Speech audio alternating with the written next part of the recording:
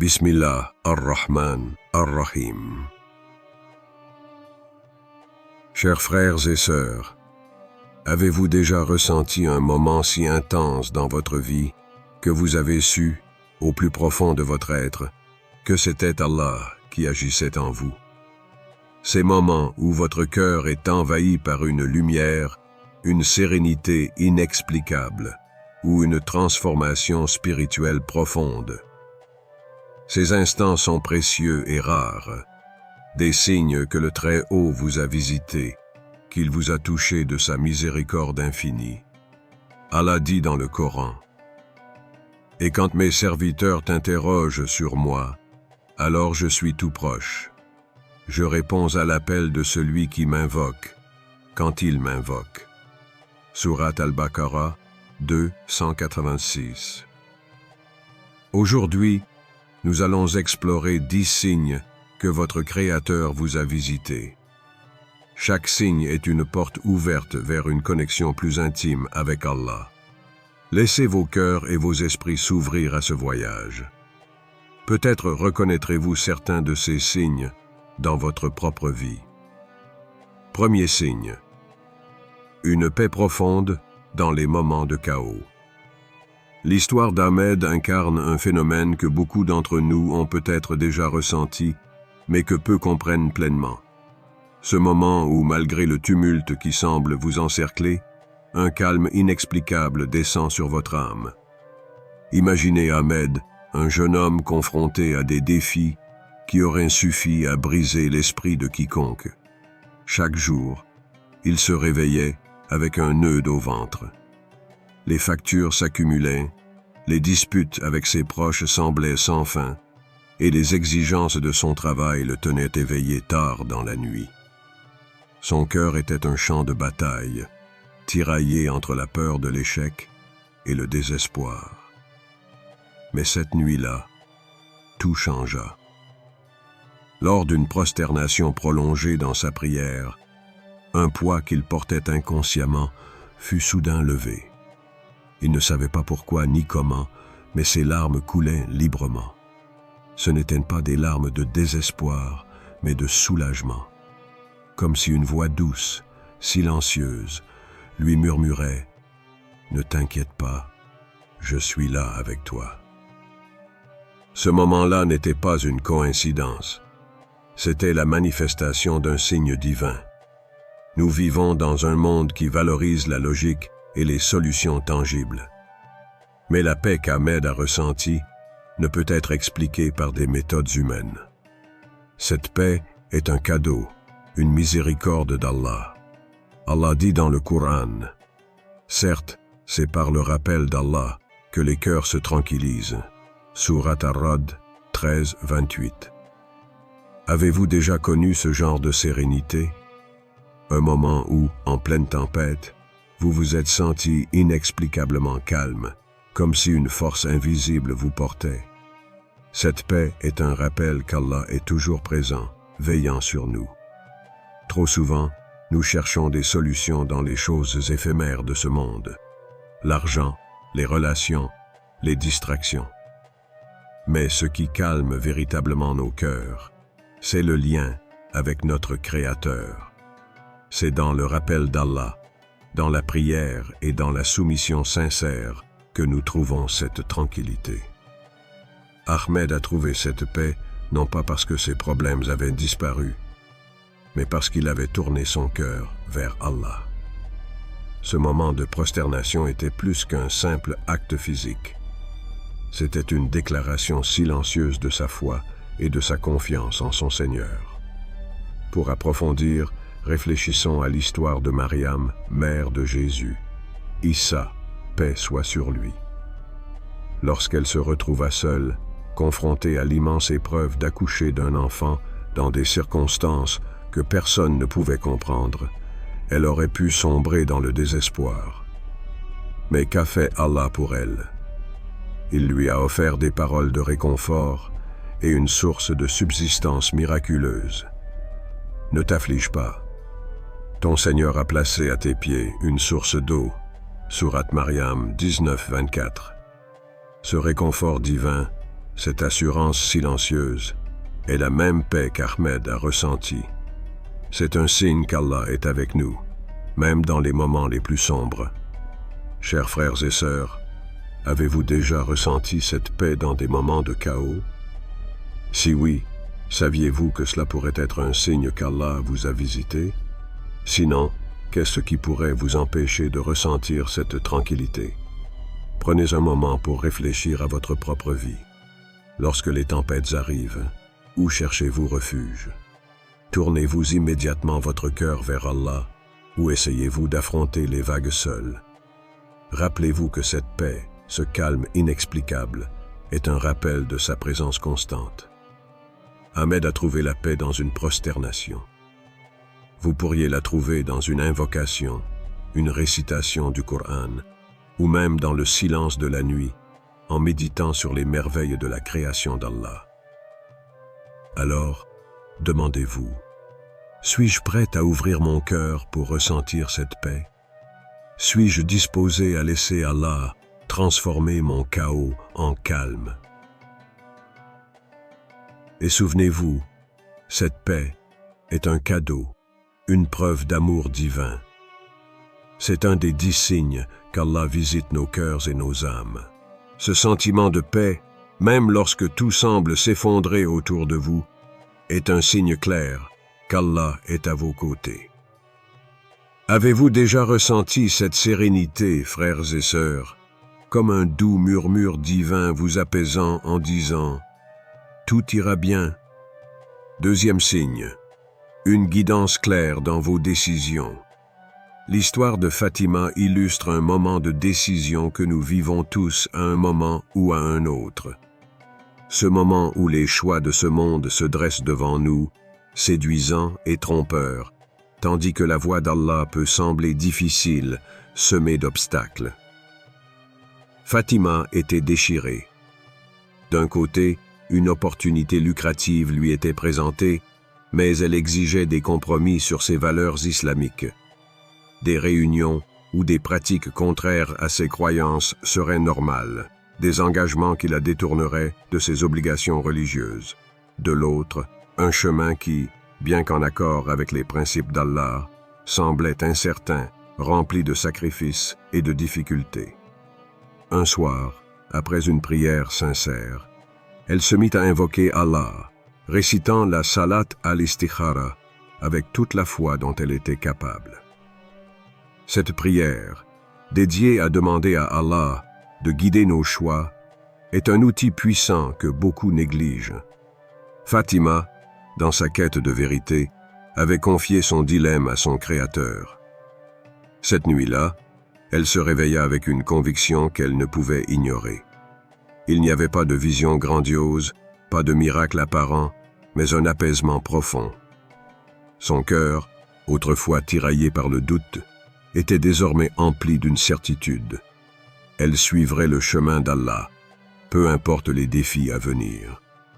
Dans cette expérience, Fatima a goûté à une promesse divine que beaucoup d'entre nous oublient dans nos moments de doute et de confusion. Allah dit dans le Coran, « Et quiconque place sa confiance en Allah, il lui suffit. » Sourate At-Talaq, 65-3. Avez-vous déjà ressenti ce genre de conviction? Ce moment où, après avoir prié et placé votre confiance en Allah, une solution inattendue ou une clarté intérieure s'est manifestée? Fatima a choisi le chemin d'Allah, et bien qu'il ait été difficile, il s'est avéré être une source de bénédiction inattendue. Elle a découvert une opportunité qui respectait ses valeurs, et les sacrifices qu'elle avait redoutés se sont transformés en bienfaits. Ce qui rend cette histoire si puissante, c'est qu'elle n'est pas unique. Nous avons tous été confrontés à des moments où il semblait plus facile de compromettre nos valeurs pour atteindre un objectif.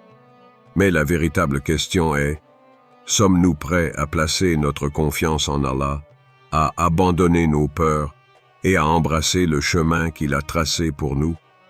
Réfléchissons un instant à l'exemple du prophète Ibrahim, paix soit sur lui. Lorsqu'Allah lui a demandé de sacrifier son fils, il aurait pu douter, hésiter ou chercher des excuses. Mais sa confiance en Allah était inébranlable.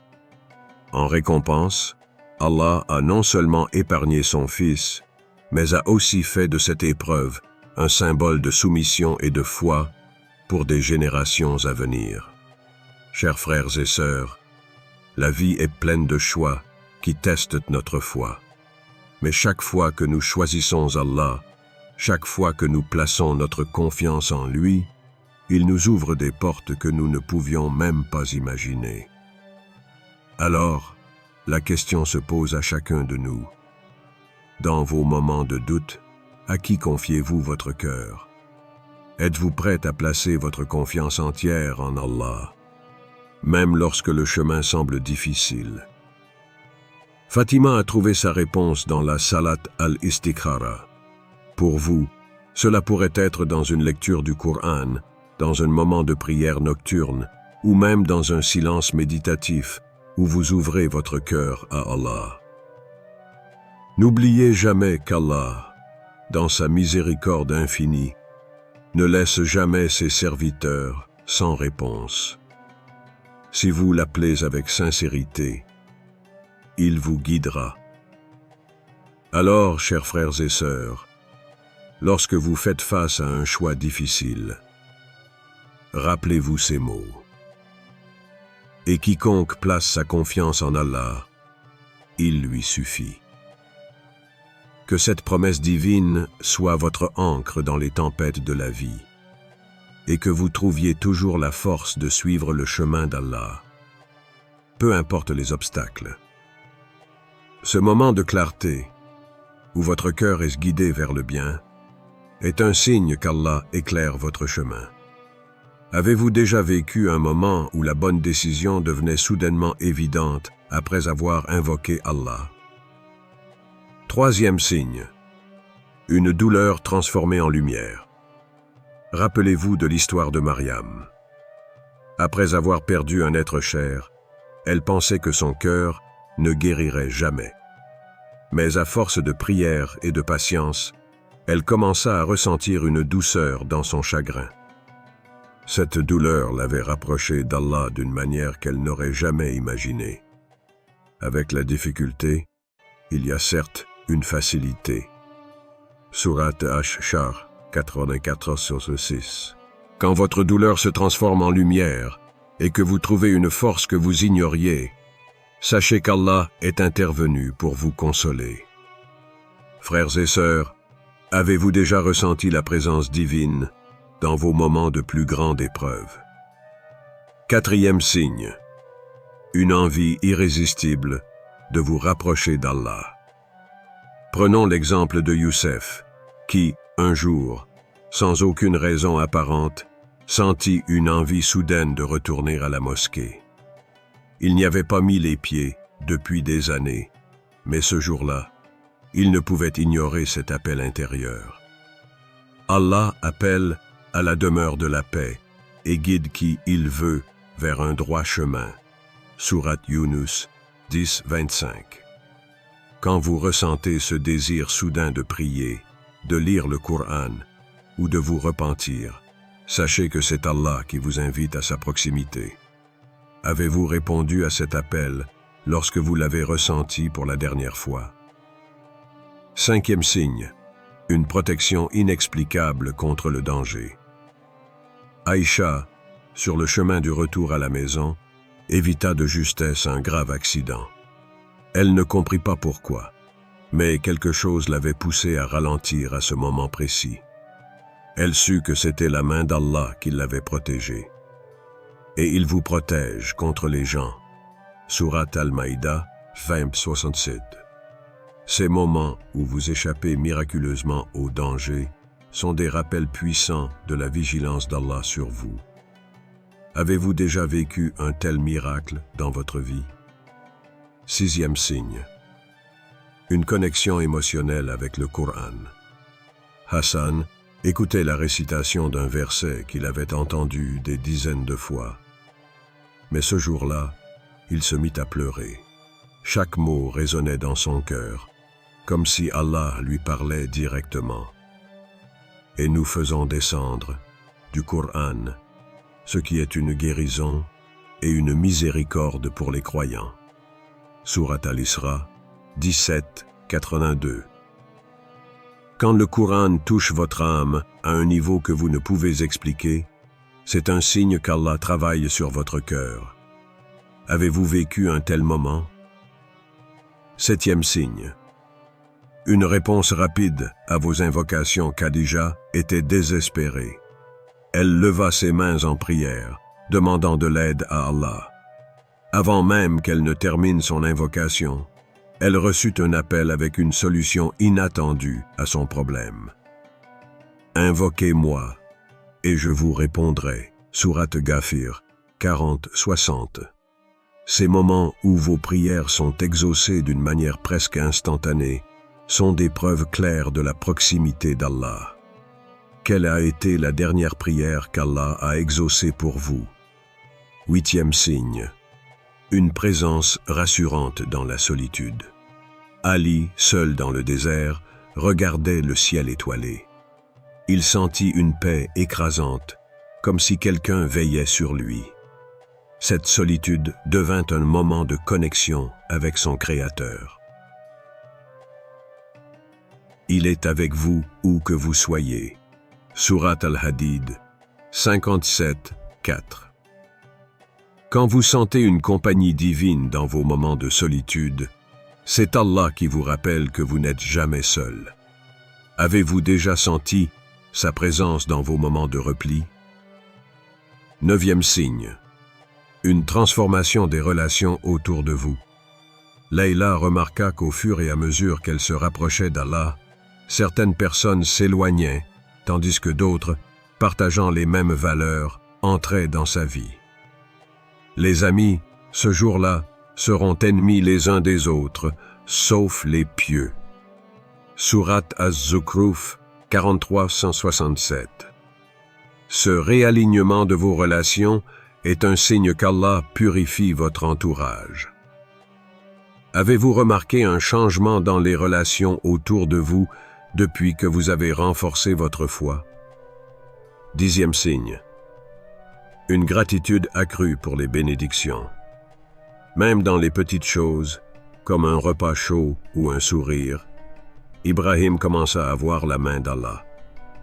Il sentit une gratitude qui le rapprochait davantage de son Créateur.